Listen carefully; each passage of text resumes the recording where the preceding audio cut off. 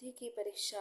ये बात ही बहुत साल पुरानी है। नर्मदा नदी के किनारे एक बहुत ही सुंदर नगर बसा हुआ था। नगर का नाम था पोर्ट ब्लेयर। पोर्ट ब्लेयर में सोबिता जहाँ नाम का राजा राज करता था। राजा विद्वता के लिए प्रसिद्ध था। एक दिन पोरस नाम का एक व्यक्ति राजा सोबिता जहाँ के दरबार में आया। कहने लगा, हे राजन, मैं आपके दरबार में नौकरी प्राप्त करने की इच्छा से आया हूँ।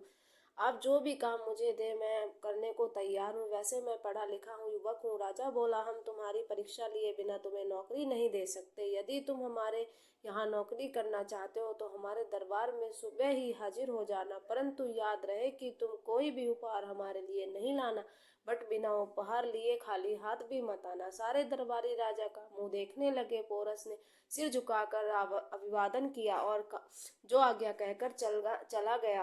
अगले दिन पोरस दरबार में उपस्थित हुआ तो उसके हाथ में एक लाल कबूतर था। राजा के सामने पहुंचकर पोरस बोला, राजन, यह लीजिए मेरा उपहार। यह कहकर कबूतर राजा की ओर बढ़ा दिया, परंतु जो ही राजा ने हाथ बढ़ाया कबूतर उड़ गया।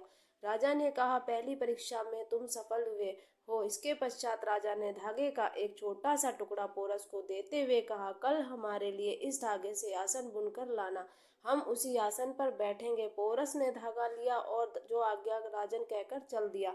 सारे दरबारी इस बार पोरस को देखने लगे और सोचने लगे कि यह व्यक्ति तो निरा मूर्ख।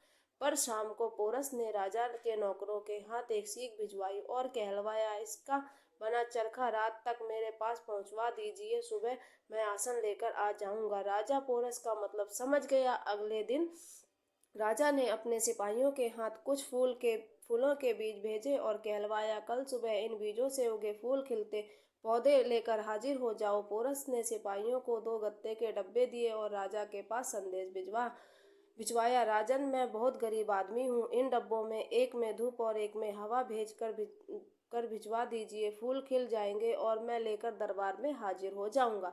राजा, मंत्री व दरबारी पोरस की चतुराई से प्रसन्न हो गए थे। सभी ने पोरस को नौकरी देने की राजा सोबिता जहाँ से सलाह दी। राजा हार मानने को तैयार न था। राजा ने सोचा, एक बार मैं पोरस की परीक्षा और ले लूं, तभी उसे अच्छी नौकरी दूं।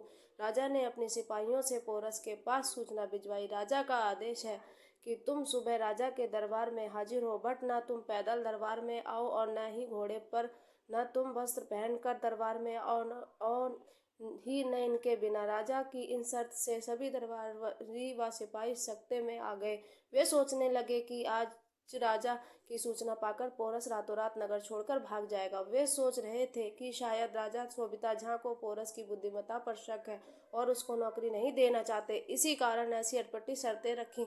परंतु उनकी कल्पना के विपरीत पोरस सुबह ही दरबार में हाजिर हुआ, छुए और सवार होकर में पहुंचा। यह सभी सरदारियों की निगाह पोरस पर ठहरी हुई थी। पोरस ने अपने शरीर पर मछली पकड़ने का जाल ओढ़ा हुआ था। पोरस ने जाकर राजा को झुककर प्रणाम किया। राजा बोले, पोरस, तुमने आज भी अपना प्रमुख सलाहकार व मंत्री नियुक्त करता हूँ। सारा दरबार तालियों से गूंज उठा। सारे नगर में हर ओर पोरस की बुद्धिमत्ता की प्रशंसा हो रही थी। इसलिए हो तो ये बात सत्य है, कभी कभी बुद्धिमत्ता वाले लोग भी बहुत अच्छा काम कर देते हैं। अगर आपको यह कहानी पसंद आई है तो शेयर करें। सचमुच बुद्धिमत्ता हो तुम मेरी उन शर्तों को पूरा कर दिखाया जिन शर्तों को सुनकर मेरे अपने दरबारी व मंत्रियों का सिर नीचा हो गया।